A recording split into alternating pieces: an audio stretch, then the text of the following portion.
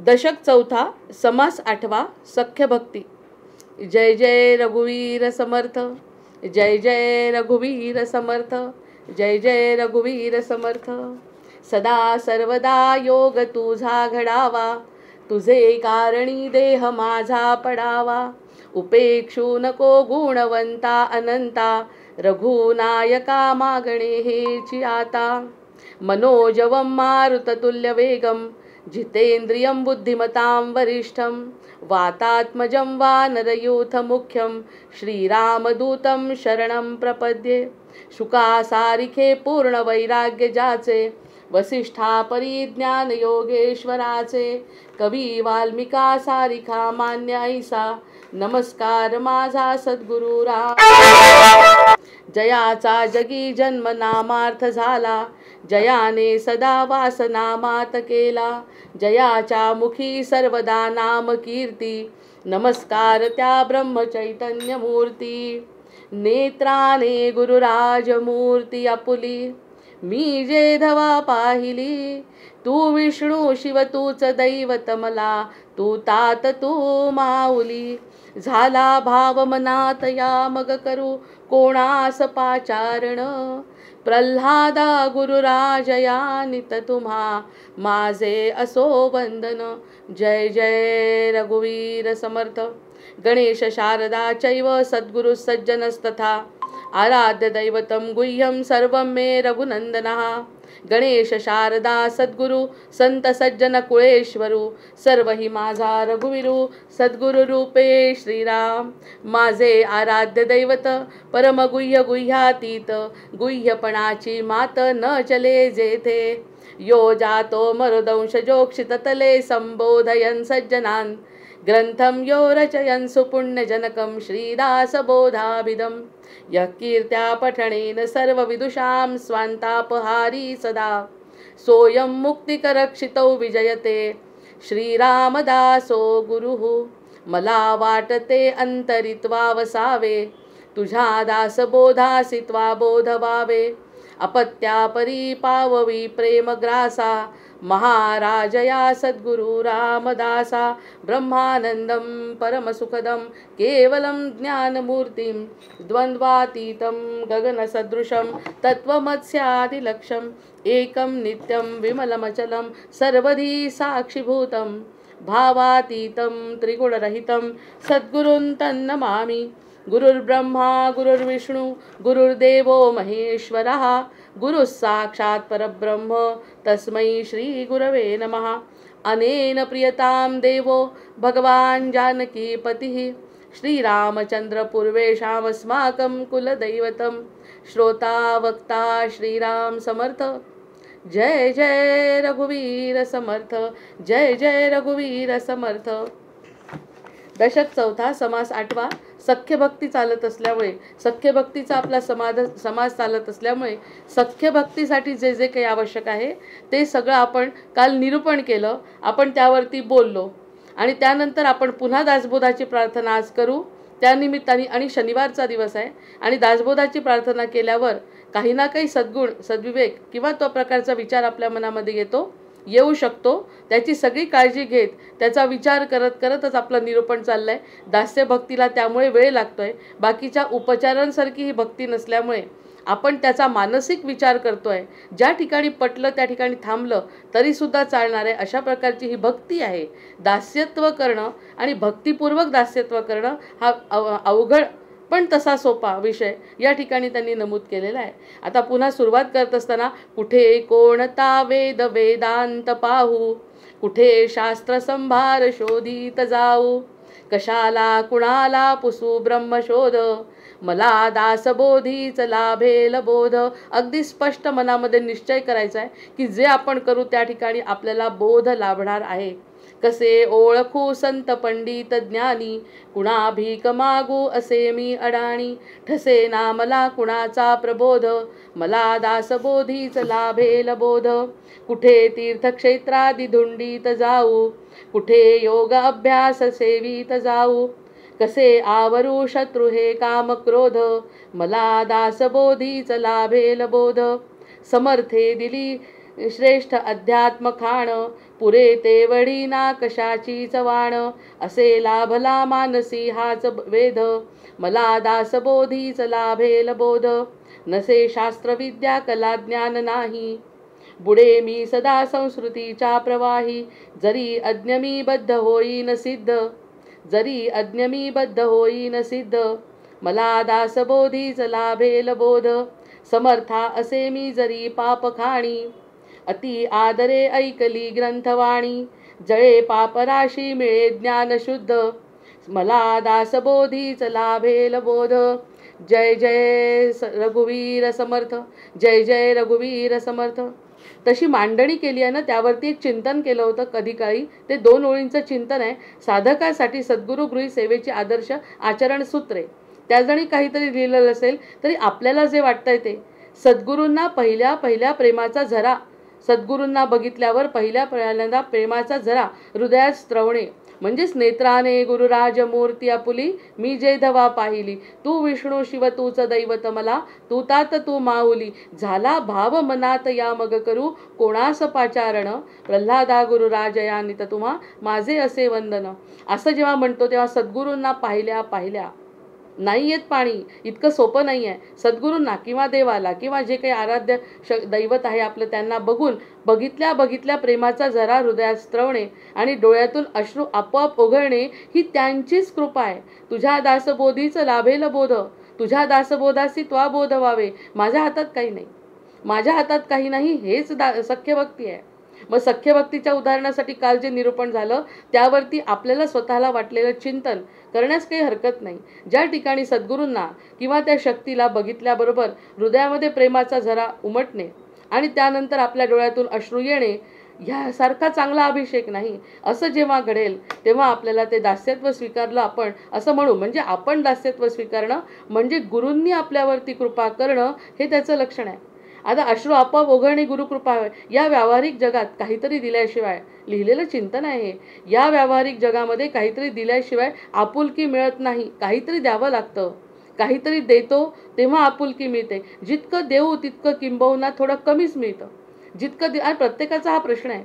प्रत्येकाला असं वाटतं की आपण जास्त दिलं त्या प्रमाणात आपल्याला जे मिळायला पाहिजे ते मिळत नाही. हे संसारामध्ये आपण अनुभव घेतला आहे. प्रत्येक वेळी आपण जर आणि दिलं तर मिळतं, हे काही कमी आहे? जितकं देऊ तितकं मिळतंय. पण यामुळे मनाला कुठेतरी अशांतता वाटते की दिलं तरच मिळणार आहे. आई वडील जेव्हा वयस्क होतात, वृद्ध होतात, तेव्हा मुलाकडून तशीच ट्रीटमेंट त्यांना मिळत नाही, तेव्हा त्या या गोष्टीचं वाईट वाटतं. म्हणजे संसारामध्ये दिलेलं पूर्णत्वाला आपलं मिळतं वापस असं नाही. जेव्हा देतो तेव्हा मिळतं, जेव्हा देणं बंद होतं त्यावेळी आपल्याला येणं सुद्धा बंद होतं. हा जो अनुभव आहे, आपुलकी जितकं देऊ तितकं घेऊ, जितकं घेऊ देऊ त्याच्यापेक्षा किंबहुना थोडं कमीच आपल्याला मिळत असतं. मग कधी कधी तर चक्क विनाकारण अपमान सुद्धा होतो. कधी कधी चक्क विनाकारण अपमान होतो. हा प्रत्येकाच्या आयुष्यातला अनुभव आहे. त्या अपमानाकडे आपण दुर्लक्ष करतो ही गोष्ट वेगळी, पण प्रश्न तत्वाचा आहे. प्रश्न तत्वाचा आहे म्हटल्यावर आपल्याला झालेला अपमान, आपल्याला त्या गोष्टीचं वाईट वाटतं. त्यावेळी विचार करायचा की संसार वाईट नाही, लोक वाईट नाही, देणं घेणं कुठेतरी कमी पडत आहे. देणं घेणं कमी पडतंय कारण दिल्याशिवाय घेणं नाही. मग त्यामुळे ह्या सगळ्या गोष्टी आपल्या जीवनात घडत असतात, घडत होत्या. अशा अनुभवांची असताना माऊलीची नुसती आठवण, अशा अनुभवांमध्ये आपण जेव्हा असतो तेव्हा नुसती माऊलीची आठवण जरी आली तरी विश्वास वाटतो की या सगळ्यांनी जरी विश्वासघात केला किंवा मला जसं पाहिजे तसं मिळालं नाही, तर या नुसत्या गोष्टींनी सुद्धा आपल्याला विश्वास वाटतो, त्यांचा आधार वाटतो. कारण ते आपलं सगळं ऐकून घेतात. त्याचं दुसरं कारण असं आहे की एक कल्ली संवाद आहे ना हा. आपण जे बोलू तेच उत्तर आपल्याला मिळतंय. हा अतिशय मोठा सिद्धता आहे ही. आपण जे बोलू त्याचं उत्तर तसंच मिळत आहे आणि त्याप्रमाणे आपण बदलतो. हे दास्य भक्ती आहे की आपण बोलतोय, भगवंत ऐकतोय आणि त्याचं फळ देतोय. मग फळ देत असताना ते जे फळ देतात ते फळ आपल्याला सांगता येत नाही कोणाला काय देतायत ते. तो फक्त त्यांचा आणि आपला, त्या जीवाचा आणि त्या परमतत्वाचा संवाद असतो. अतिशय मोठी गोष्ट आहे ही. ते त्यामुळे मुलांनी काय दिलं हे सांगू शकतो, नवऱ्यानी काय दिलं ते सांगू शकतो, गुरूंनी काय, शिक्षकांनी काय दिलं ते आपण सांगू शकतो. गुरूंचं आपण सांगू शकत नाही. मग गुरु जे देतात ते सांगू शकत नाही. असा जर अनुभव असेल साधकाचा तर त्यांनी दास्यत्व सख्यत्व पत्करायलाच पाहिजे. आणि आपण जेव्हा ते पत्करतो तेव्हा ती गुरुकृपा असते. तो जो आधार वाटतो, कारण आपण त्याचे असतो, ही त्यांची देहबोली असते. त्या ठिकाणी गेल्यावर आपण म्हणतो चंदनाचा सुगंध आला. या सगळ्या गोष्टी अतिशय चांगल्या सकारात्मक मला ऊर्जा जर मिळते त्या ठिकाणी, किंवा मनात जुरा विचार आला तरीसुद्धा सकारात्मक ऊर्जा जर माझ्या मनामध्ये निर्माण होत असेल, तर याहून चांगली सिद्धता ती काय? प्रेमाचे आकर्षण त्यात असते. प्रेमाचा सिद्धांत आहे. आपल्याला जर आकर्षण वाटलं त्या गोष्टीचं, गुरुत्वाकर्षण नावच गुरुत्वाकर्षण आहे. त्यावेळी ती विचार केला जेव्हा आपण दासबोधाच्या बाबतीत चर्चा करतो किंवा आध्यात्मिक क्षेत्रामध्ये जेव्हा चर्चा करतो, मनन चिंतन जेव्हा करतो, तेव्हा प्रत्येक शब्द असे फोडले जातात. गुरुत्वाकर्षण म्हणतात. गुरुत्वाकर्षणाचा सिद्धांत शोधून काढला की वरून सफरचंद पडलं आणि जमिनीकडे आलं. त्याला दुसरं काही नाव नाही दिलं त्यांनी. आपण जे म्हणतोय गुरुत्वाकर्षण, गुरुचं आकर्षण. मग जे काही परमतत्व आहे, आकर्षक तत्व आहे, ते फक्त गुरुचं आहे. म्हणून नावही कसं मिळालंय? अर्थ आपण आपल्या मनाने काढायचा आहे. तो असेल किंवा तसेल त्याच्याशी आपलं काही घेणं देणं नाही. आपल्याला जसं वाटतंय तसा अर्थ काढायचा आणि सुखी व्हायचं. आपल्याला जसा अर्थ वाटतो तसं काढायचा आणि समाधानी व्हायचं. हेच तर गुरूंचं वैशिष्ट्य आहे. गुरु म्हणजे भगवंत वेगळा नाही. भगवंत आपल्याकडे येण्यासाठी गुरुची पायरी टाकलेली आहे की गुरु आणि मी वेगळा नाही. तू गुरुकडे आकर्षित हो, गुरु बरोबर माझ्यापर्यंत पोहोचवतात. ते दास्यत्व आहे. मग दास्यत्व करणे म्हणजे आनंदाने स्वीकारणे. गुरु जसं म्हणतात तसं. मग हे प्रेमाचं जे आकर्षण त्यात आहे, जे वापस कधीही काही मागत नाही, ते वापस आपल्याला कधीही काही आपणच देतो. त्यांना सोहळं पाहिजे, त्यांना हे पाहिजे, त्यांना ते पाहिजे. प्रत्यक्षात त्यांना काहीच नको असतं. जे खरे सद्गुरू असतात त्यांना आपल्याकडून काही नको असतं, पण आपल्यासाठी कल्याणासाठीच त्यांचा जन्म असतो. ही किती महत्त्वाची गोष्ट आपल्याला भक्ताला कळते. आपल्या कल्याणाकरता त्यांचा जन्म आहे त्यांचा. दुसरं काही त्यांना अपेक्षित. ब्रह्मरूप आहे. ब्रह्मरूप ते संत असलेले फक्त आपल्या कल्याणासाठी येतात. हा महत्त्वाचा नियम जर कळला, मग काय अपेक्षा असेल त्यांची आपल्याकडून? मग ते काही मागत नाहीत. मागितलं ते त्यांना देण्यासारखं आपल्याजवळ काही नाही. निरपेक्ष असतात. वात्सल्याची भावना, त्यांना माऊली म्हणतात. वात्सल्याची भावना फक्त नसून नुसती भावना नाही, तर त्यांची कृतीसुद्धा तशी असते. विशेष म्हणजे ते काहीही करू शकतात आपल्यासाठी. आपल्या आईवडिलांना खूप प्रेम असतं आपल्याबद्दल, आपल्या मुलांबद्दल प्रेम असतं, पण आपण या सगळ्या गोष्टी त्यांच्यासाठी करू शकत नाही, कारण आपल्याला मर्यादा आहे. माझा जीवन किती दिवस आहे त्याच्यासाठी. आयुष्यभर आपण त्याला सांभाळू शकत नाही. आपली आई आपल्याला आयुष्यभर सांभाळू शकत नाही, कारण प्रत्येकाच्या जीवनाला मर्यादा आहे. पण हे जे तत्व आहे ते आपल्यासाठी काहीही करू शकतं. फक्त मनात यायची देर आहे. मग कल्पवृक्षाखाली बसून काय मागायचं, प्रश्न हा आपला आहे. आपण जे मागितलं नाही काही, तर आपल्याला अनपेक्षित अशा गोष्टी सद्गुरू देत असतात. म्हणजे आपल्याला प्रत्यक्ष भगवंताची भेट करून देतात. आणि भगवंत कुठे आहे? आपल्या हृदयात आहे. त्यामुळे हृदयस्थ भगवंताला ह्या जीवाशिवाचं मिलन जर ते करून देत असतील, तर त्यासाठीच त्यांचा जन्म आहे. ह्या गोष्टी समजल्यानंतर या सगळ्या गोष्टींकडे दुर्लक्ष करायचं विवेकाने. जसं आपण कालच्या श्लोकावरती निरूपण झालंय की त्याप्रमाणे विवेकाने विचार करायचा. या सगळ्या गोष्टींकडे थोडासा कमी प्राधान्य द्यायचं. प्राधान्य सद्गुरूंना द्यायचं. आणि दासोत्तम हनुमंताने केलेली जी रामसेवा आहे, दासोत्तम हनुमंताने केलेली जी रामसेवा, धर्म म्हणजे राम म्हणजे जगी धन्य तो दास सर्वोत्तमाचा. त्या रामाची सेवा आपल्या हनुमंताने केली. हनुमंताची सेवा करणारे आपले सद्गुरू. आणि सद्गुरू आणि जीव काही वेगळा नाही. जीवाला जे आपलं आकर्षण वाटतंय सद्गुरूंबद्दल, कारण आपण त्यांचा अंश आहे याची जाणीव, म्हणजे अनन्यता म्हणजे मारुतीराय हे अद्भुत आहे. भक्ती मार्गाचा पथिक कसा असावा हे हनुमंतांनी सांगितलंय. जसं ते म्हणतील तसं या ठिकाणी त्यांनी सांगितलंय की हनुमंत म्हणतात, सूक्ष्मातिसूक्ष्म तसेच महाकाय प्रचंड, तरीही रामायण व्यस्त म्हणून त्यांच्या आज्ञा शिरसावंद्य मानतात. आता त्या दिवशी आपण उदाहरण सांगितलं की सगळं करू शकतात मारुतीराय. मारुती बलभीम आहेत. जेव्हा मारुत तुल्य वेगम जेव्हा म्हणतो, त्यांच्याजवळ कमी असं काहीच नाही आहे. पण रामापुढे ते नतमस्तक आहेत. मला सगळं जमलं. एखादी गोष्ट जर आपल्या जीवाला जमली तर आपण म्हणतो या सगळ्या गोष्टी मी केल्या. हनुमंत रामापेक्षाही कधी कधी श्रेष्ठ ठरतोय करण्यामध्ये, कर्तृत्वामध्ये. पण तो म्हणतो नाही, रामानी ते केलंय म्हणून माझ्याकडून झालंय. म्हणून हे महाकाय प्रचंड तरी रामराय त्यांच्या हृदयामध्ये हृदयस्थ असल्यामुळे त्यांच्या आज्ञा ते शिरसावंद्य मानतात. सर्व गुणसंपन्न हनुमंत असून सुद्धा रामरायाचे ते दास्यत्व पत्करतात. त्याच्यावरून आपण कसं दास्यत्व केलं पाहिजे हे समजतं. आपल्याला थोडीशी एखादी गोष्ट आली तर लागलीच म्हणतो हे मला आलंय, त्याचा अभिमान होतो. त्या अभिमानाचा कणही त्या ठिकाणी नाही, तेव्हा दास्यत्व होत आहे. सर्व गुणसंपन्न असूनही गुरु आज्ञास प्रमाण मानणे ते सोपे नाही. मग अशा प्रकारचा हा साधक असावा अशी अपेक्षा आहे. मग हे सगळं जर घडत असेल तर ते दास्यत्व आपण स्वीकारलं असं समजायला हरकत नाही. मग त्यासाठी करायचं काय आहे? त्यासाठी करायचं काय आहे म्हणजे काहीतरी गोष्ट करावी लागेल ना. कर्म केल्याशिवाय फळ मिळत नाही. आपण काहीतरी सोडावं लागेल. एक तर काहीच नाही करायचं, मनाने सगळं सोडायचं आहे, किंवा असं काहीतरी करायचं आहे ज्यामुळे आपले सद्गुरू आणि भगवंत खुश होईल. तेव्हा दास्यभक्ती होईल ना. आपल्या आईच्या समोर एखादं काम करणं आणि तिचं बक्षीस मिळवणं हे सोपं आहे, कारण आपण जे करतोय ते तिच्यासाठी करतोय, ती समोर आहे. मग ते समोर त्याचं बक्षीस मिळत आहे. या ठिकाणी कसं बक्षीस मिळेल? मग काहीतरी तर आचारसंहिता असेल. मग ती आचारसंहिता म्हणजे त्या दिवशी आपण जे बोललो की वाचा नेमावी माझे नामी, मन नेमावे ध्यान संभ्रमी, प्राण नेमावा प्राणायामी, इंद्रिये दमने नेमावी, बुद्धी नेमावी आत्मविवेके विवेकानी, बुद्धी नेमावी आत्मविवेके, जीव नेमावा परमात्म सुखे, इतुके नुते आवश्यके, होसी कौतुके मद्रूप. या सगळ्या गोष्टी केल्यानंतर तुझं स्वतःचं दुःख दूर होणार आहे. आणि जर स्वतःचं दुःख दूर होणार आहे आणि परमप्रिय असा आपल्या आनंदाचा जर आपण जो शोध घेतोय, तो जर शोध पूर्ण होतोय आणि आनंद स्वरूप जे आपण होतो स्वभाव, काल जे बोललो, आपला स्वभाव आनंद स्वरूप आहे. आपला जन्म, देहाचा जो जन्म आहे ना, तो दुःखातून आहे. देहाचा जन्म वासनेतून आहे, दुःख म्हणण्यापेक्षा वासनेतून. त्यामुळे आपल्याला दासबोधामध्ये त्यांनी सांगितलंय की जन्म दुःख मूळ आहे. दुःखाचं मूळ म्हणजे आपला जन्म आहे देहाचा जन्म. आपण ज्याचा अंश आहोत हा दोन सतत विचार केला, अद्वैताकडे जर बघितलं तर आपण त्याचा अंश आहे आणि तो आनंद स्वरूप आहे. कृष्ण जेव्हा जन्माला आला तेव्हा त्याला अगदी किती कठीण परिस्थितीमध्ये त्याचा जन्म आहे आणि त्याचं आयुष्य किती कठीण आहे, रामाचं आयुष्य किती कठीण आहे. पण अंशरूपाने आलेले असतात ते मूळ अंश जो त्यांचा परम विष्णूचा आहे तो अंश वेगळा आणि देहरूपाने आलेल्या त्यांच्या समस्या वेगळ्या. म्हणजे आपला जो वासनेतून झालेला जन्म त्या देहाबद्दल बोलत नाही आहे. जो अंश आपला आहे, जो निघून गेल्यावर देह संपला म्हणजे चितेवर जो ठेवला तो दिसतोय स्पष्ट, पण त्याच्यातून जे निघून गेलेलं तत्व आहे ते आत्मस्वरूप, ते आनंद स्वरूप आहे.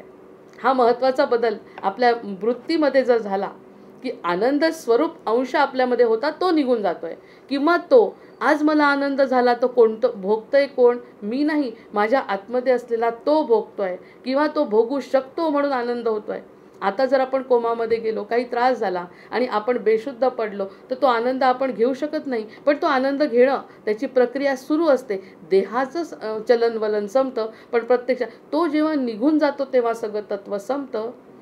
म्हणून ही सख्य भक्ती जी करायची ती भगवंताची करायची, अशी जी वृत्ती होते, अशी जी बुद्धी होते आणि असं जे एकत्व प्राप्त होतं ते सद्गुरूंमुळे होतं आणि ती सद्गुरूंची स्वतःचीच कृपा असते. फक्त आपलं लक्ष तिकडे जाणं, एक पाऊल फक्त आपण टाकायचं आहे की 10 पावलं सद्गुरू आपल्याला उचलून घ्यायला तयार आहे आणि तेही स्वतःजवळ ठेवत नाही. हे खूप मोठं तत्व आहे.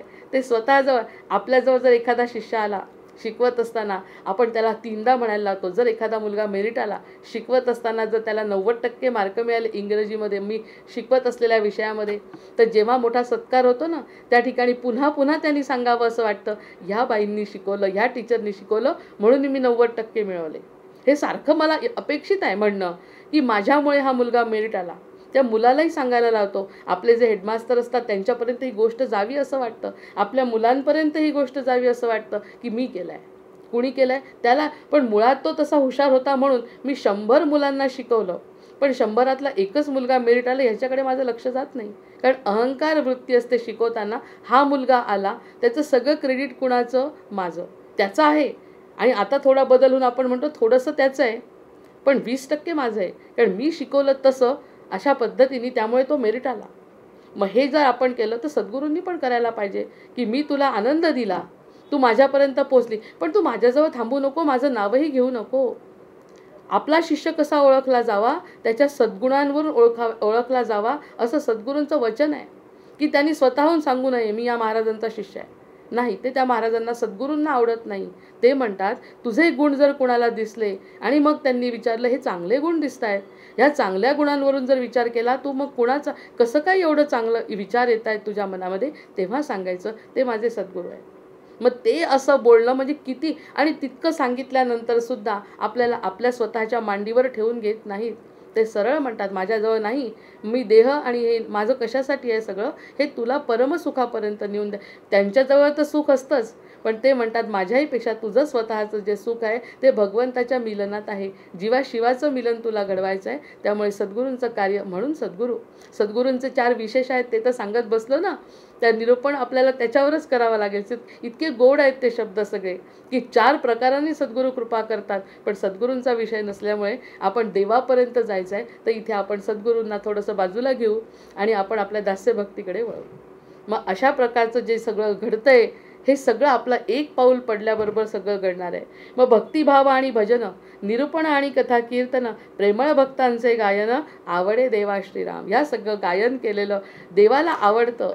आणि देवाला आवडल्यानंतर तो किती आनंदी आणि किती खुश होत असेल की एवढ्या 10,000 लोकांमधून एक तरी भक्त माझ्यासाठी मनापासून प्रेमळ असं गायन करतोय. म्हणजे प्रत्येक शब्दाला आपण किंमत देतोय. दासबोधातल्या प्रत्येक शब्दाला जर किंमत देतोय म्हणजे शब्दाला महावाक्यामध्ये बदल होतोय. महावाक्य बदललं की मग त्या ठिकाणी आपण छान विचार मनन चिंतन श्रवण करतो. आपण तैसेचे वर्तावे, आपणासी तेच आवडावे, मनासारखे होता स्वभावे, सख्य घडे नमस्त. आणि याच्यातून जर मला आनंद मिळाला, स्वभावे, माझा मूळ स्वभाव शांत आहे आणि तो जर शांत स्वभाव जर मला पुन्हा वापस मिळाला, हरवले ते गवसले का, गवसले ते हरवले का. ही कविता पण आहे, हे गीत पण आहे की माझं होतं ते गेलं, पण जे माझं खरं होतं ते माझ्याजवळ वापस आलं. काहीतरी माझं वाटत होतं. आता काल आपण त्याच्यावरती किती निरूपण केलं की पवित्र मला वाटतंय, चांगलं मला वाटतंय, मला वाटलेलं गेलं आणि नवीन काहीतरी असं आलं की जे मला माहितीच नव्हतं. हरवले ते गवसले का आणि गवसले ते हरवले का. अशा प्रकारची जेव्हा स्थिती होते तेव्हा जो आनंद घडतो, त्या दोघांचा आनंद होतोय आपल्या स्वतःला. मग ते सख्य घडे नेमस्त. नेमस्त म्हणजे निश्चित सख्य घडणार आहे. नंतर देवाच्या सख्यत्वाकारणे एक अट सांगितली पण समर्थांनी या ठिकाणी. खरं म्हणजे आपल्याला ती सांगत असताना खूप वाईट वाटतं म्हणजे असं वाटतं मग म्हणून तर आम्हाला आवडत नाही दासबोध, किंवा हे जे धार्मिकपणा आहे किंवा ह्या ज्या सगळ्या संकल्पना आहे म्हणूनच आवडत नाही. कारण आम्हाला जे करायचं नाही तेच करायला लावतोय. आता त्यांनी जो शब्द वापरला तो सांगणं, काल थांबून गेलो कारण काल अतिशय आनंदात होतो की असं घडतं तसं घडतं. पण प्रत्यक्षात त्यांनी काय सांगितलं आहे की देवाचं जर सख्यत्व करायचं असेल, देवाला जर आपलं म्हणायचं असेल, देवाला जर प्राधान्य, अर्थातच काय करावं लागेल की दुसऱ्या गोष्टींना प्राधान्य न देता येणार नाही. आपल्या मनामध्ये, एका मनामध्ये 2 तलवारी राहू शकत नाही. मग आपली आई दुरावली, आपला नवरा दुरावला, आपला मुलगा दुरावला, असं जे लोकांना वाटतं ते दुरावणं लोकांनाही सहन होत नाही, आपल्यालाही सहन होत नाही. आपण संसारापासून सगळं काही चांगलं चाललंय, उगीच संसारातून विरक्ती घ्यायची का, असा हा जो प्रश्न निर्माण होतो. तर समर्थ म्हणतात देवाच्या सख्यत्वाकारणे आपले सौख्य सोडून देणे, अनन्य भावे जीवे प्राणे, शरीर तेही वेचावे. तो ती ओवी यायची आहे ज्याच्याबद्दल मला बोलायचं. ती ओवी नाही आहे ही, त्याच्या पुढची ओवी आहे ती. 8व्या नंबरच्या ओवीवरची आत्ताचं माझं जे बोलणं झालं ते 8व्या नंबरच्या ओवीचं आहे. तर या सख्यत्वाकडे आपले सौख्य सोडून देणे, अनन्य भावे जीवे प्राणे, शरीर तेही वेचावे. शरीर वेचायची वेळ आली तरी चालेल, शरीर संपलं तरी चालेल, देह राहो अथवा जाओ. देह राहिला काय नाही राहिला काय, मला तूच पाहिजे. देह असला तर पाहिजेच आहे आता, पण नाही मिळाला, माझं पुण्य कमी पडलं, माझी साधना कमी पडली, तर पुढच्या जन्मी का असे ना मला तूच पाहिजे, हे प्राधान्य. देह राहो अथवा जाओ. मग त्या दिवशी त्यांनी सांगितलं आकाशतत्व आपण बोललो. आकाशतत्व सगळ्यात मोठे आहे पंचमहाभूतांमध्ये, पण त्या आकाशापेक्षाही आपण मोठे आहे कारण आपण सूक्ष्म आहोत. ही संकल्पना थोडी वेदांची असली तरी समजून घ्यायला पाहिजे. सूक्ष्म जितकं जाऊ तितकं ते जास्त काम करतं आणि जितकं आपण मोठं जाऊ, स्थूलाकडे जाऊ, तितकं कार्य कमी होतं. आपण आपल्याला देह मानला, कार्य कमी झालं, मर्यादित, माझा मुलगा, माझा संसार, माझं घर. आणि जितकं सूक्ष्माकडे जाऊ या सगळ्या गोष्टी त्याच्यात आपोआप समाविष्ट होतात. मग भरला घनदाट हरी दिसे. सूक्ष्माकडे गेल्यानंतर भरला घनदाट हरी दिसे ही जी संकल्पना आहे, आनंदाचे डोही आनंद तरंग, नुसताच आनंद आणि त्याचे तरंग, आनंदाचे डोही आनंद तरंग, ही जी संकल्पना आहे ती सूक्ष्माकडे गेल्यावर आहे, स्थूलाकडे नाही. स्थूलामध्ये गेलं तर पुन्हा आपली मर्यादित बुद्धी, आणि बुद्धी आपली अतिशय शहाणी, बुद्धी आणि मन त्याच्यावरच केंद्रित राहतं आणि आपल्याला तो आनंद मिळत नाही. पण शरीर वेचावं लागलं तरी चालेल, हे समर्थांचं वाक्य आहे.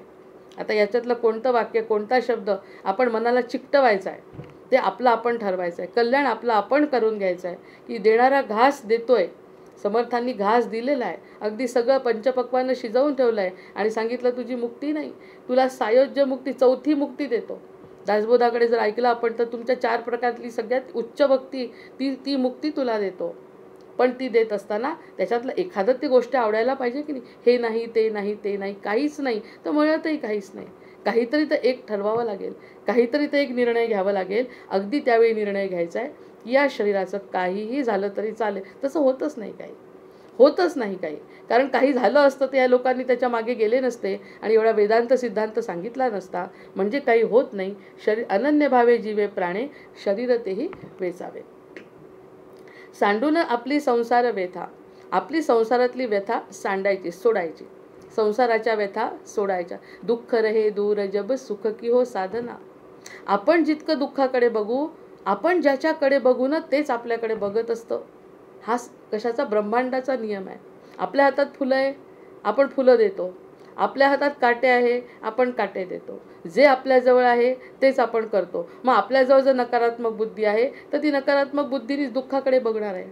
मला हा त्रास आहे, मला तो त्रास आहे, मला तो त्रास आहे. या सगळ्या गोष्टी जर दिसल्या, खरंच आहे ना, आणि हे की असत्य नाही आहे. मला त्रास आहे आणि ते संत म्हणतात या त्रासाचं मला काहीच वाटत नाही. म्हणजे बुद्धी एक, नरदेह एकच, फक्त विचारांचा बदल आहे. फक्त विचारांचा बदल आहे. जे भोगायचं आहे ते भोगायचंच आहे. ते म्हणतात भोगायचं नाही असंही म्हणायचं नाही. जे चाललं आहे ते चालू द्यायचं आहे. भोगत असताना अगदी शांत राहायचं आहे. हे मला करायचं कठीण आहे, ही साधना आहे ना, शेवटी भक्ती आहे, ती साधना आहे. त्यामुळे ह्या सगळ्या गोष्टींकडे असं ना आपण जर विचार केला ना तर करू शकतो. आपल्या सर्वसाधारण जीवाला सुद्धा जे जमायला लागलं. मी एकच गोष्ट 2010 पासून जर एक गोष्ट ठरवली, आता मला दिवस का आठवतोय, कारण त्या दिवशी माझे मिस्टर गेले. ज्या दिवशी त्यांचे मिस्टर गेले, जेव्हा ते मी बघितलं त्यावेळी एकच गोष्ट ठरवली की बोलायचं ते फक्त सत्य बोलायचं. एकच गोष्ट ठरवली, आता काहीही झालं तरी असत्य बोलायचं नाही. मग हे जे आपले काही संकल्प असतात, मग त्या एका गोष्टींवरती आपण सत्य, दुःख होत आहे का होत आहे, आनंद होतोय का आनंद, जे काही आहे ते स्पष्ट सांगायचं. पण असं सांगत असताना ती खरंच साधना होऊन जाते. आणि सत्य बोलायचं म्हणजे सत्य मनात येतं. आणि सत्य एकदा मनात आलं, जर सूर्याचा प्रकाश आला तर अंधार राहत नाही. म्हणजे किती मोठं एक वाक्य मनात ठरवलं गेलं सद्गुरूंच्या कृपेने की आता, कारण प्रत्येकजण वेगवेगळ्या प्रश्नांनी विचारणार आहे, आपल्याला भंडावून टाकणार आहे या सगळ्या गोष्टींनी. आपण आपला आत्मविश्वास जपायचा की लोकांच्या प्रश्नांना उत्तरं द्यायची. इतकं मोठं संकट आलेलं, पण एक संकल्प सद्गुरूंच्या कृपेने करावा लागला, तो करतो एखादा व्यक्ती, तेव्हा कुठे स्थिरतेने दुःखावर उभं राहायचं आहे. जसं श्रीकृष्णाने आपली ही जी लीला केली, कोणती कालियामर्दन ही जी लीला आहे, इतकं लहानसं बालक आणि एवढ्या मोठ्या सापाच्यावर उभा राहिला आहे आणि त्याच्यावर नृत्य केलं आहे. आपण कल्पनाच तरी, आपण आपल्या मुलाला त्या काट्याजवळ सुद्धा जाऊ देणार नाही. आणि भगवंतांनी इतक्या अवाढव्य पसरलेल्या कालियावरती नृत्य केलं आहे आणि नुसतं नृत्य करून हसत होते, बासरी वाजवत होते आणि सगळ्यांचं दुःख दूर केलं. आणि कालियाला मारलं नाही, कारण ते मनातले द्वेष हे त्याचं रूप आहे. त्याच्यामुळे त्याला मारून नाही टाकलं, पण त्याला जागा सोडायला सांगितली. मग हे सगळं जर दुःख रहे दूर, मग त्यांनी दूर केलंय, दुःखावरती नाचलाय. म्हणजे प्रत्येक लीलेमधून ना आपण असं जे भागवत ऐकतो किंवा जे त्या गोष्टी आपल्या स्वतःशी जोडून पाहायच्या. दुःखावर उभं राहिलं पाहिजे. दुःख देणार, आणि त्याच्यातच तर खरी परीक्षा आहे. परीक्षा आपली दुःख भोगण्यात नाही, रडत रडत प्रत्येक वेळ एक व्यक्ती होती की जिला 12, 13, 15 वर्ष झाले, जे काही घरातलं मरण झालं ती विसरली नाही, शेवटी वेडी झाली. म्हणजे तिला काही करायचंही असेल, नरदेहाचा उपयोग करून घ्यायचा, कल्याण करायचं, देवाची पूजा काही करताच नाही आलं, कारण तिची बुद्धी इतकी कमकुवत झाली की ते दुःख सहनच नाही करू शकली. हे झाले, सगळे डॉक्टर झाले, सगळे प्रकार झाले तिला ठीक करायचे, पण त्या व्यक्ती, तिचं दुःख खरंच होतं, त्याबद्दल प्रश्न नाही, पण गुरुकृपा कशी असते या सगळ्या गोष्टींकडे त्या व्यक्तीला, दुःखाकडे बघताच नाही आलं. न बघता आल्यामुळे, ते ज्ञान न झाल्यामुळे, किंवा मागच्या जन्मीचं काहीतरी असेल की हे असंच घडायचं आहे तिच्या बाबतीत, दुःखामध्येच तिचा मृत्यू आहे, असं काही ठरलेलं असेल. ह्या सगळ्या गोष्टी आपण बघतो आणि आपण बघितल्यावर ठरवायचं की दुःख हे दुःखच आहे. प्रत्येकाचं, तुमचं, माझं आणि कोणाचंच, या जगातलं संतांचं सुद्धा दुःख काही वेगळं नाही. पण त्या दुःखावरती दुःख रहे दूर, जर त्याला दूर ठेवायचं असेल तर आनंदाची साधना व्हायला पाहिजे. आनंदाची साधना कुणाची? आनंद स्वरूप परमात्म्याची साधना झाली पाहिजे. तो कसा हसतो? ते जे सगळ्या राक्षसांना जेव्हा कृष्ण मारतो बालरूपामध्ये, शक्य आहे का? मोठ्या मोठ्या संकटांचा तो सामना करतो आणि हसतो. म्हणजे अशी छोटी छोटी जी संकटं येतात त्याच्यावरती आपण त्याच्या कृपेने मात करायचा प्रयत्न करायचा आणि त्याच्याकडे बघायचं, बाबा रे तू सांभाळून घे. ही आनंदाची साधना आहे. ते सख्यत्व आहे त्याच्याशी. आपण सखा त्याला मानतच नाही. जोपर्यंत आपण त्याला सखा मानणार नाही तोपर्यंत तो आपल्यासाठी काहीच करू शकणार नाही. वाईट वाटून फायदा नाही. कारण तो म्हणेल की ती माझ्याकडे येतच नाही व्यक्ती, तो माझा भक्तच होत नाही, मी काय करू? ती काही आपली आई नाही आहे की चुकला मुलगा तरी क्षमा करायला आणि मदत करायला. ती आपली आई नाही आहे. त्या ठिकाणी आपल्या स्वतःची परीक्षा दिल्याशिवाय भगवंत पावत नाही. त्यामुळे हे सख्यत्व जे आहे ते मानसिक सख्यत्व, हे जर ज्ञान झालं, आता हे जे आपण बोलतोय सारखं निरूपणातून म्हणा किंवा दासबोधातून जे आपण ओवी वाचतोय त्यावरून जर हे ज्ञान झालं तर ज्ञानातून आपण दुःखावर पाय ठेवायला शिकू. आणि दुःख आहे हे तर समर्थांनीच मानलंय. मग दुःख आहे हे मानलं आणि तरीसुद्धा हा व्यक्ती सुखी आहे म्हटल्यावर समर्थसुद्धा खुश होतील ना, ऐकलं बाबा यांनी माझं. दुःख नाही कोणी म्हणत, आणि मलाही माहिती आहे आणि त्यांनाही माहिती आहे दुःख किती आहे, पण त्या दुःखावर जर ती व्यक्ती मात करत असेल तर ती आनंदाची साधन आहे. शरीर आणि मग म्हटलं देवाच्या सख्यत्वाकारणे आपले सौख्य सोडून देणे, अनन्य भावे जीवे प्राणी शरीर तेही वेचावे, सांडून आपली संसार व्यथा. अशा प्रकारची ही संसाराची व्यथा सोडायची, मानसिक सोडायचे. जे भोगायचं ते भोगायचं. त्या दिवशी आपण कोडांवरती विचार केलं. आमच्या महाराजांचे एक शिष्य जे होते, त्यांचं नाव आता मला थोडंसं आठवत नाही कारण त्यांची दुसरी परंपरा आहे. त्यांना जे कोड होतं शरीरावरती सगळे लोक हसत होते. ती आपण पहिल्याच दिवशी सांगितलं, दासबोधाच्या पहिल्या दिवशी त्यांना सगळे हसत होते. पण ते सद्गुरू लीन असल्यामुळे सद्गुरूंपायी त्यांना कितीतरी वेळा त्यांनी असं वाटलं की जाऊन सद्गुरूंकडे जावं आणि म्हणावं माझं हे कोड नाहीसं करा. म्हणजे मला जे कार्य करायचं आहे ना ते कारण मी कार्य करायला जातो एखादी गोष्ट तर सगळेजण माझ्या कार्याकडे माझ्या बोलण्याकडे न बघता माझ्या कोडाकडे बघतात. मला माझ्यासाठी कोड नको आहे असं नाही. जो शरीराचे डाग आहेत माझ्या ते मला नको आहे असं नाही. मला माझ्या शरीराची खंत नाही.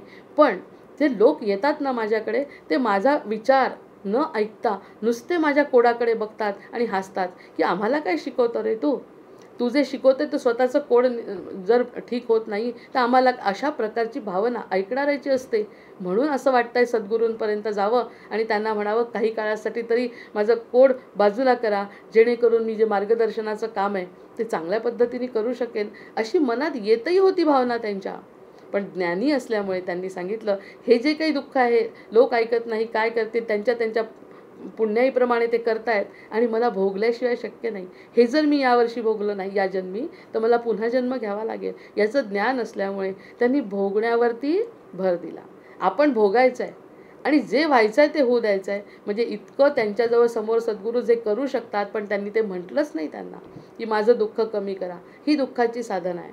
सांडून संसार व्यथा. आणि त्यांना जे काढायचं होतं कोड आपल्यासारखं सुंदर दिसायचं म्हणून नाही की मला सुंदर दिसावं आणि 4 लोकांमध्ये मला चांगलं म्हणा, याच्यासाठी नाही. माझ्याजवळ जे लोक येतात ते माझं बोलणं ऐकत नाहीत आणि त्यांचं कल्याण होत नाही कारण ते माझ्या कोडाकडे बघतात आणि त्याचं मला दुःख होत आहे. बाकी मला माझ्या दुःखाचं काही नाही. एवढं मोठा विचार असून सुद्धा त्यांनी सद्गुरूंना म्हटलं नाही की माझं कोड घालवा. ते घालवू शकले असते. जसं समर्थांनी एकाचा ताप घेतला होता, हुडहुड भरली होती त्यांना आणि ब्लँकेट घेऊन झोपले, असं करू शकतात काही काळासाठी. पण ते म्हणाले भोगल्याशिवाय ज्ञान, या सगळ्या ग्रंथांमधून आपल्याला ज्ञान मिळतं आणि त्या ज्ञानाच्या भरोशावर आपण ही गोष्ट निश्चित करू शकतो. भोगायचं आहे, दुःखावरती मात करायची आहे आणि इतकं हसायचं आहे की दुःखाला सुद्धा वाटलं पाहिजे कसं यांना दुःख होत नाही. अशा प्रकारची संकल्पना कशी होऊ शकते? सद्गुरूंच्या कृपेने होऊ शकते. आणि एकदा का दुःखावर मात झाली की आनंद स्पष्ट दिसतो. एकदा का जीवनातला अंधार गेला की उजेड येणारच आहे. कारण जिथे उजेड आहे तिथे अंधार राहू शकत नाही. असं अंतिम सत्वाचं अद्वैताचं ज्ञान जर आपल्या भक्ताला दिलं समर्थांनी तर तो समर्थ शिष्य अगदी दास्यत्व पत्करणारा शिष्य त्यांचा ठरेल. सांडून संसार व्यथा करीत जावी देवाची चिंता. देवाची चिंता म्हणजे काय? काल आपण जे बोललो माझ्याकडे देव माझा पाहतो आहे, त्याची चिंता. त्याची चिंता म्हणजे त्याला काही कमी आहे का, त्याला आपण देणार आहे का काही, की त्याला काही कमी आहे म्हणून हे द्यायचं आहे असं नाही. चिंता अशी की तो जर बघत असेल माझ्याकडे तर माझं काहीतरी चुकतं आहे. तो जर बघत असेल माझ्याकडे तर मला काहीतरी वेगळं करायचं आहे, जे त्याला आवडेल. आपल्या आईला जे आवडतं ते करण्यामध्ये जसं मुलीला समाधान असतं, तसं भगवंताला जे आवडतं, आज मी खूप चांगली वागली, सद्गुणाने वागली, कोणावर चिडली नाही, कोणाला क्षमा केली, ते सगळं भगवंताला दिसतं. चिडलेलंही दिसतं आणि क्षमा केलेलंही दिसतं. त्यामुळे माझा भगवंत माझ्याकडे बघत असताना हसतो. हे जी चिंता करायची आहे त्याची चिंता करायची आहे. जो दिवस रात्र आपल्याजवळ आहे, आपण झोपलो तरीसुद्धा तो आपल्याला सांभाळतो आहे. आपण झोपलो तरीसुद्धा आपल्याला सांभाळतो आहे. 1 मिनिट फक्त. आपण झोपलेला सुद्धा आपल्याला जर सांभाळत असेल, ते आपलं नेहमीचं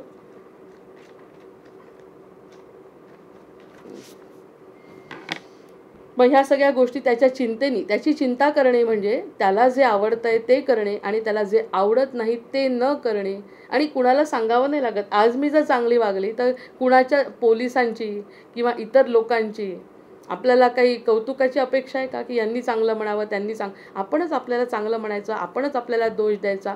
हे सगळं भगवंताची चिंता करणे, आत्मपरीक्षण करणे, सिंहावलोकन करणे आपल्या जीवन. आणि दुसरी अतिशय महत्त्वाची गोष्ट आहे, कितीही चुका झाल्या, कितीही पापी असलो तरी आजपासून जर चांगलं करायचं ठरवलं, या क्षणी जर चांगलं करायचं ठरवलं, तर भगवंत म्हणतो तुझे सगळे पाप धुतल्या जाऊन तू माझ्याकडे या क्षणीसुद्धा येऊ शकतो. स्त्री असो का पुरुष असो, गरीब असो का श्रीमंत असो, लहान असो का मोठा असो, ज्ञानी असो का अज्ञानी असो, काळा असो का गोरा असो, परदेशातला असो किंवा आपल्या देशात, कोणीही माझ्याकडे आलं तरी चालणार आहे. आणि आजपासून बाकी जीवनाला कलाटणी मिळाली, माझी चिंता करत असेल तर त्याचं दास्यत्व स्वीकारायला, त्याचं सख्यत्व स्वीकारायला भगवंत तयार आहे.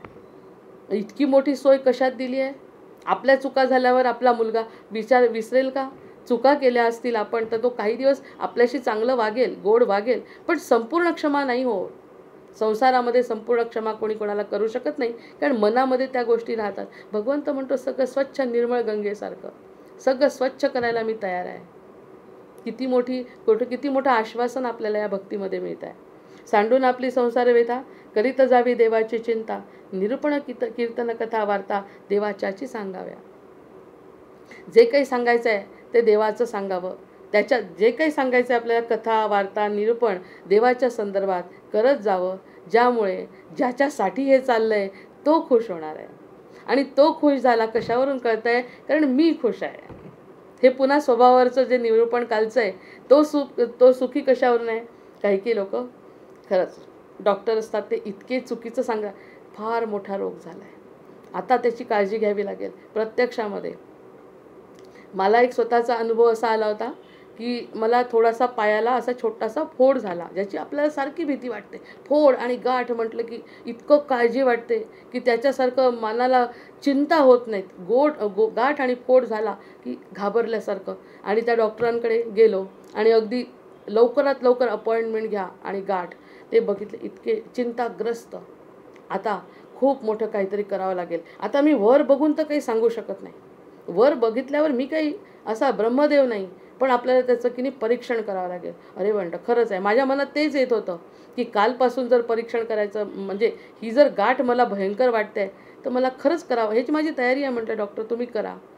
आणि त्यानंतर म्हणाले उद्या या 2 वाजता तुम्हाला आपण त्याच्यातून काहीतरी फ्लुइड काढू आणि ते 3 दिवसासाठी आपण मुंबईला पाठवू. जेव्हा आम्ही अमरावतीत राहत होतो, मुंबईला पाठवू. 3 दिवसानंतर तो रिपोर्ट आल्यानंतर मी काही बोलीन.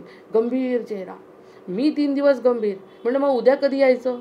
मग उद्या यायचं. एकटं येऊ नका बरं, एकटं येऊ नका.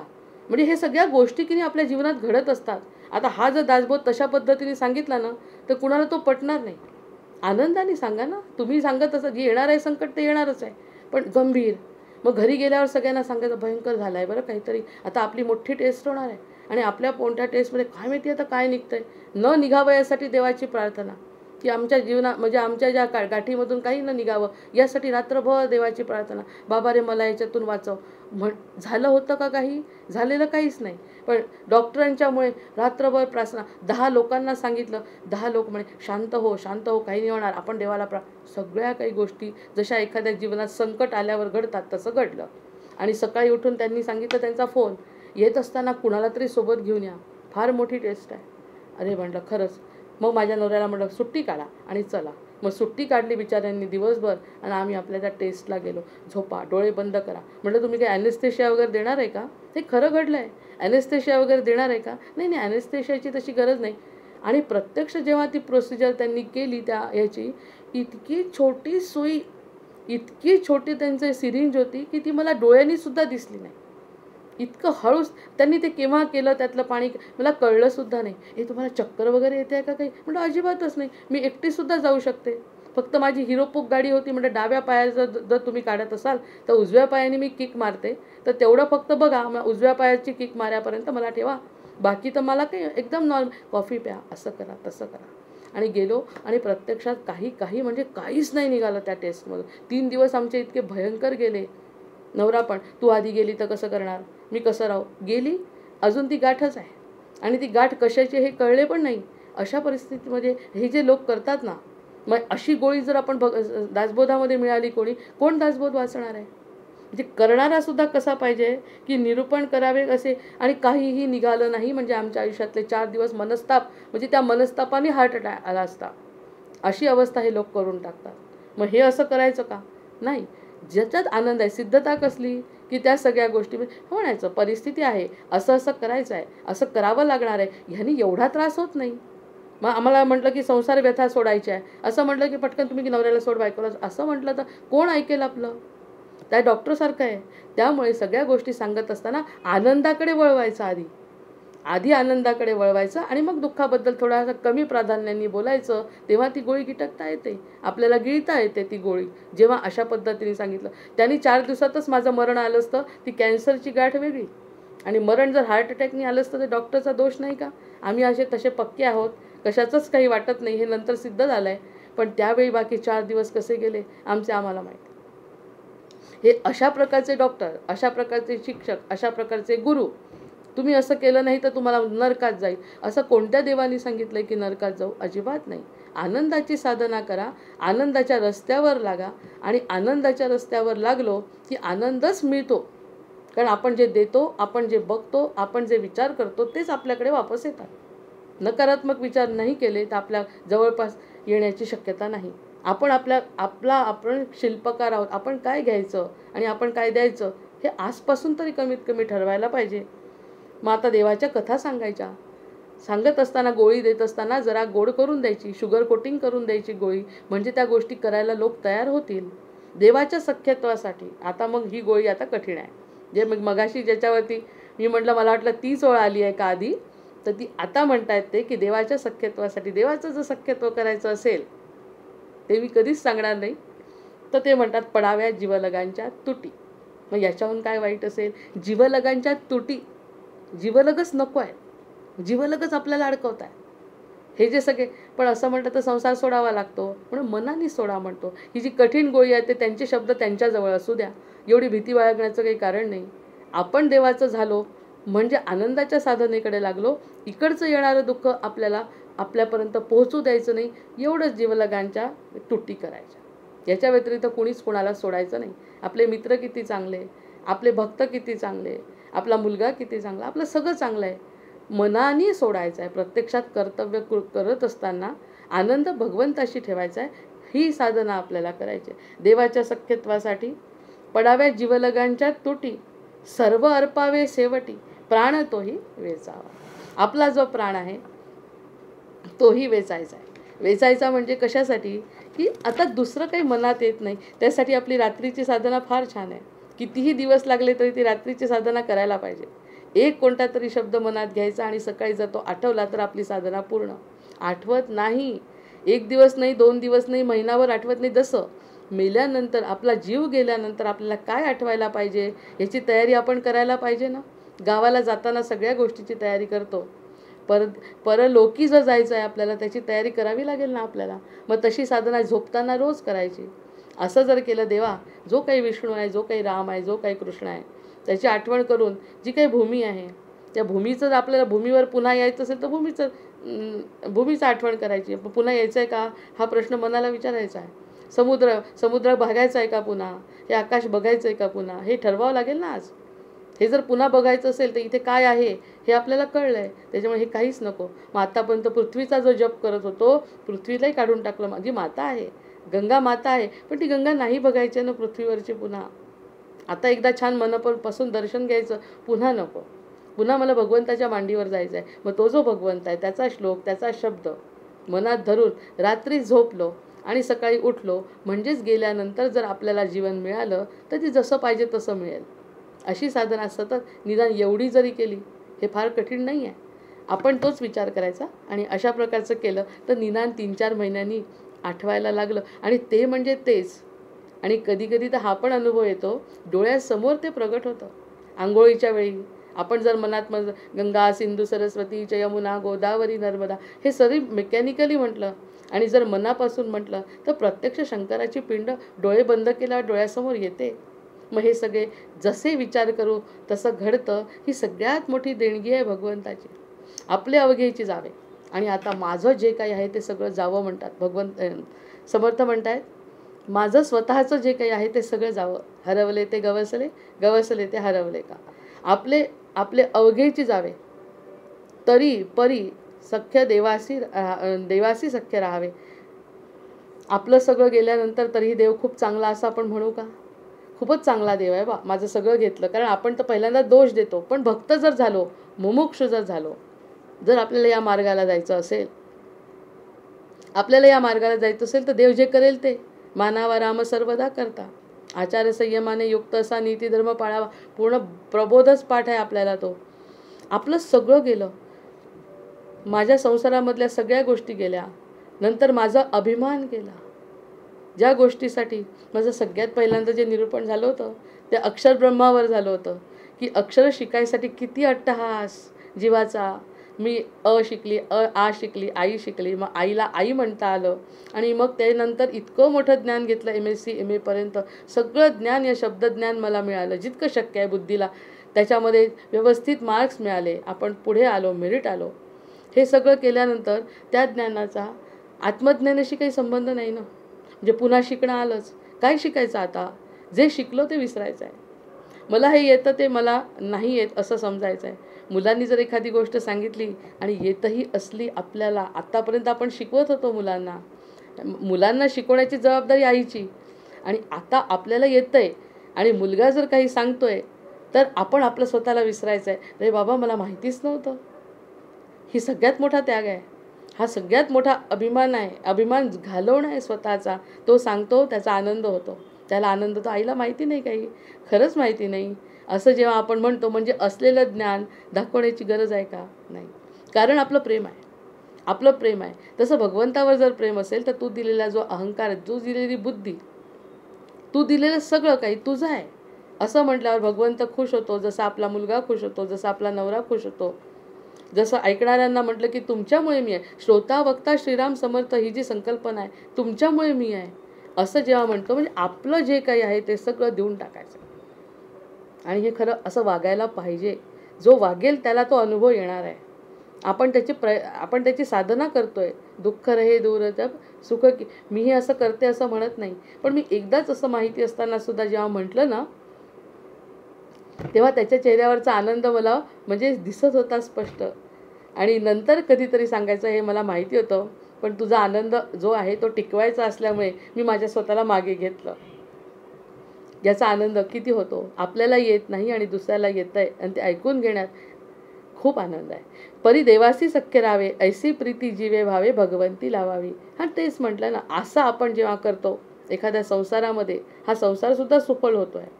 संसारसुद्धा सफल आपल्या अहंकाराने होत नाही. शरण गेल्याशिवाय संसार सफल होत नाही. मग भगवंत कसा सफल करेल आपल्याला, ते तर आणखी मोठं प्रश्न आहे. आपल्या बुद्धीपेक्षा किती मोठं प्रश्न आहे. ते कसं शांत होणार आहे. शांत म्हणजे त्याला कसं आवडणार आहे. ऐसी प्रीती जीवे व्हावे, भगवंती लावावी. आणि अशा प्रकारची जी प्रीती आहे ती भगवंताला लावावी. देव म्हणजे आपला प्राण म्हणतो का आपण.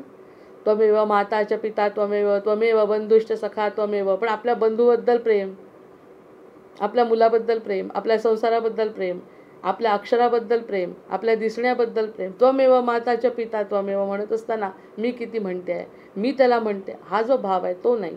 देव म्हणजे आपला प्राण. प्राणासी न करावे निर्वाण. परमप्रीतीचे लक्षण ते हे असे, परमप्रीती करायची आहे भगवंतावर. आता यावर खरं जास्त निरूपणाची आता गरज नाही, कारण तो आपला धागा पकडला गेलाय. तो धागा पकडल्यामुळे आपण आता ह्या निश्चित गोष्टी करू शकतो की जे काही करायचं ते प्रीतीचं लक्षण आहे, हे परमप्रीतीचं लक्षण आहे. जर साध्या आपल्या लहान मुलाला किंवा आपल्या मोठ्या व्यक्तीला जर आपण खुश करू शकलो, त्याच्या चेहऱ्यावरचं समाधान आपल्याला दिसलं, तसं समाधान भगवंताच्या चेहऱ्यावर सुद्धा येतं. आणि तसाच मिश्किल तो हसतो राम. असा भक्त जर मिळाला तर राम हसेल, माझं असं काही नाही. ऐसे परमसख्य धरिता देवास लागे भक्ताची चिंता. या नोटवर थांबायला पाहिजे खरं तर. असं जो कोणी करत असेल त्याला चिंता, योगक्षेमम वहाम्याम, मी त्याची चिंता वाहतो. तू ये तर खरी, तसंच तर मी तुझी वाहतच असतो चिंता, हे तुला कळत नाही. कालच्या एका प्रवचनामध्ये मी ऐकलं, त्यांनी सांगितलं इतक्या लोकांचे उपकार आहेत आपल्यावर जन्मापासून. जेव्हा आपला जन्म होतो त्यापासून इतक्या लोकांचे उपकार आहे की तुम्ही सांगू शकत नाही. शब्दात लिहायला बसलं तर तुमची यादी संपणार नाही. इतक्या लोकांचे उपकार आहे. सजीवांचे आहे, नातेवाईकांचे आहे, पशुपक्ष्यांचे आहे, प्राण्यांचे आहे, कीटकांचे आहे. हे सगळं तुम्हाला कळत नाही. न कळत ते आपल्यावरती उपकार करत असतात. मग आपल्या उपकार करत असताना आपण त्याची परतफेड कधी करत नाही. मग ते न करत असल्यामुळे आपण इतरांबद्दल विचारच करत नाही. मग हा समजा एकदा विचार केला तर म्हणे, ते जे दान आपण केलं, भगवंताला जे आपण आपला अहंकार दिला, आपण जर भगवंताला आपलं मानलं, तर तो ह्या सगळ्यांना ज्यांनी कोणी आपल्याला मदत केली आहे ना, त्या सगळ्यांपर्यंत आशीर्वाद पोहोचवतो. असं कोणी आहे का जगामध्ये की जर मी त्यांना काही म्हटलं भगवंताला, की भगवंताला जर मी शरण गेली तर जन्मापासून, जन्माच्या आधीपासून, जन्माच्या नंतर सुद्धा जे कोणी माझ्या संबंधित आहे त्या सगळ्यांपर्यंत हा संदेश पोहोचवतो. आणि हे सांगणारे साधे नव्हते, अतिशय मोठे योगी आहेत जे सांगत होते. ते म्हणाले, दही खाता तुम्ही, दही खात असताना त्याच्यामध्ये असलेले बॅक्टेरिया आपल्याला माहितीच नाही की ते बॅक्टेरिया आपल्याला काहीतरी उपकार करतात आणि काहीतरी पौष्टिक आपल्या शरीरामध्ये, त्यांचे सुद्धा उपकार आपल्यावर आहे. त्याच्यानंतर शेतकऱ्याचे उपकार आहे, बैलाचे उपकार आहे आणि सापाचे. आपण हिंदू धर्म त्या गोष्टी करायला लावतोच आहे ना. पण जर भगवंताला शरण गेलं, आकाशात पतितम तोयम, बाबा रे मला इतके लोक, मला कशी परतफेड करू यांची, असा विचार केला तर त्यांनी सांगितलं तुम्ही लिहा म्हणे, कोण कोण वाटतंय तुम्हाला, तुमचे पूर्वज सुद्धा नाही का त्याच्यात. आता आपण जे थोडंसं निरूपण करतो, जे थोडंसं समजतं, जे काही ते ज्ञान आहे आपल्या स्वतःचं आहे का, आपल्या आजोबांनी दिलेलं ज्ञान आहे. मग ते आजोबा बघितलेत का आपण, नाही. पण त्यांचे उपकार आपल्यावर आहे हे आपण विसरतो म्हणजे आपल्याला माहितीच नाहीत गोष्टी. खरं किती महत्त्वाच्या गोष्टी आपल्याला माहिती नाही, आणि ज्या माहिती आहेत त्या काही महत्त्वाच्या नाही. हाच तर महत्त्वाचा मुद्दा आपल्याला अध्यात्मामध्ये कळतो.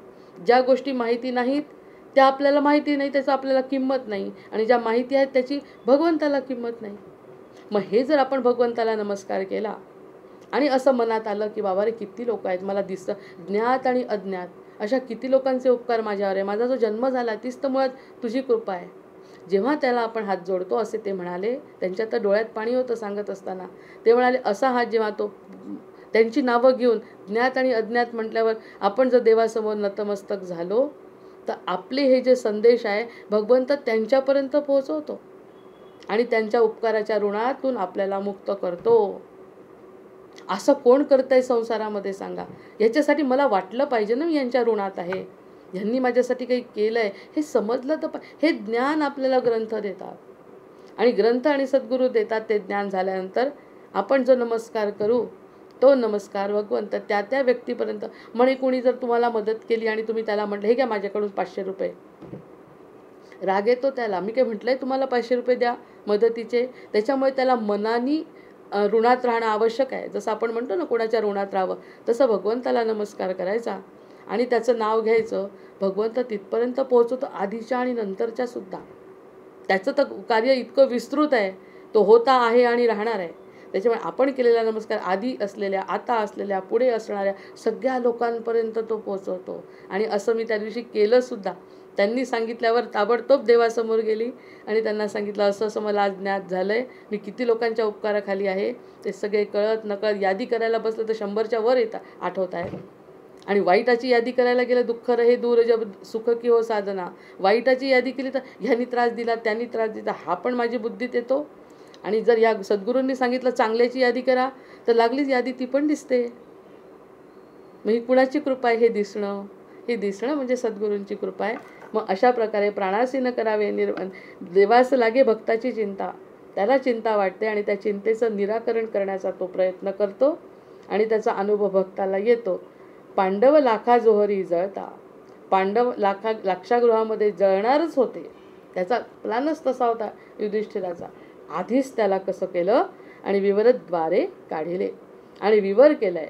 खूप मोठा आतमध्ये विवर केलाय भगवंतांनी आधीच सांगितलं आणि त्यातून पांडव अगदी कोणताही त्रास न होता, कोणताही धक्का न बसता, एवढासा चटकासुद्धा न लागता त्यातून निघून गेले. आणि पुढे काय घडलं म्हणजे त्यांच्या जीवनामध्ये जे घडणार होतं त्यासाठी ती घटना आवश्यक होती म्हणून त्यांनी ती केली. म्हणजे प्रत्येक वेळी आपल्याला वाचवतो देव असा अर्थ काढायचा नाही. हे अर्थ काढायला सुद्धा एक बुद्धी लागते आणि ती बुद्धी कुठून येते? गुरुकृपेने येते. ती बुद्धी आपल्याला मिळावी अशी भगवंताजवळ प्रार्थना करून आज आपण या ठिकाणी थांबू. 2 ओव्या वाचते. ऐसे परमसख्य धरिता देवास लागे भक्ताची चिंता. पांडव लाखा जोहरी जळता विवरद्वारे गाडिले श्रीराम. देव सख्यत्वे राहावे आपणासी. देतो वर्म आपणासी पासी. आपण वचने बोलावी जैसी तैसी येती पडसादे. आपण असता अनन्य भावे देव तत्काळाची पावे. आपण त्रास घेता जीवे देवही त्रासे. ये यथा माम प्रपद्यन्ते तास्यथैव भजाम्यहम. जैसे जयाचे भजन तैसाची देवही आपण. म्हणून हे अवघे जाण आपणासी पासी श्रीराम. जय जय रघुवीर समर्थ.